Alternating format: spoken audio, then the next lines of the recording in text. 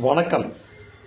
2026 ஆட்சி அமைக்கும் எந்த அரசாங்கமாக இருந்தாலும் சரிங்க, இப்போ ஆட்சியில் இருக்க அரசாங்கமாக இருந்தாலும் சரி, எந்த அரசாங்கம் அமைஞ்சாலும் ஒரு கனிவான வேண்டுகோளுங்க.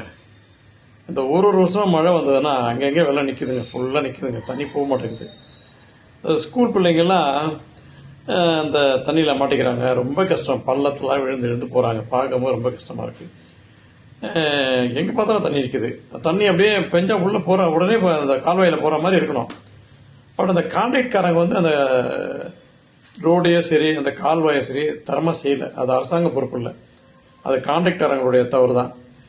இதை இந்த கான்ட்ராக்ட் முறையை சுத்தமாக ரத்து பண்ணிடுங்க. ரத்து பண்ணிவிட்டு அரசு துறையை சார்ந்த 4 அதிகாரிகள், ஒவ்வொரு துறையிலேருந்து ஒரு அதிகாரிகளை தேர்ந்தெடுத்து அவங்களுக்கு அந்த ஃபண்டு, அரசாங்கத்திலேருந்து ஃபண்டு கொடுத்து அதன் மூலயமா அவங்க அந்த எம்ப்ளாயை வேலை வாங்கணும்.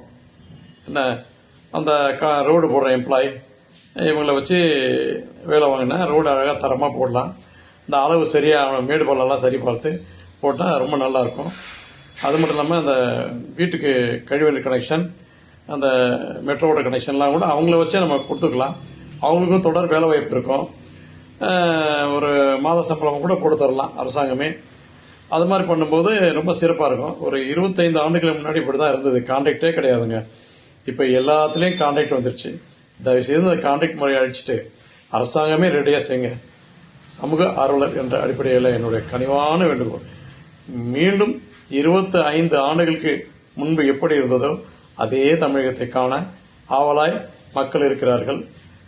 தயவுசெய்து இதை ரிக்வெஸ்டாக எடுத்து செய்யுமாறு சமூக ஆர்வலர் என்ற அடிப்படையில் என்னுடைய கருத்து, வேண்டுகோள். நன்றி. மக்கள் சார்பாக சமூக ஆர்வலர் என்ற அடிப்படையில் எனது கருத்து. நன்றி. வாழ்க வளமுடன்.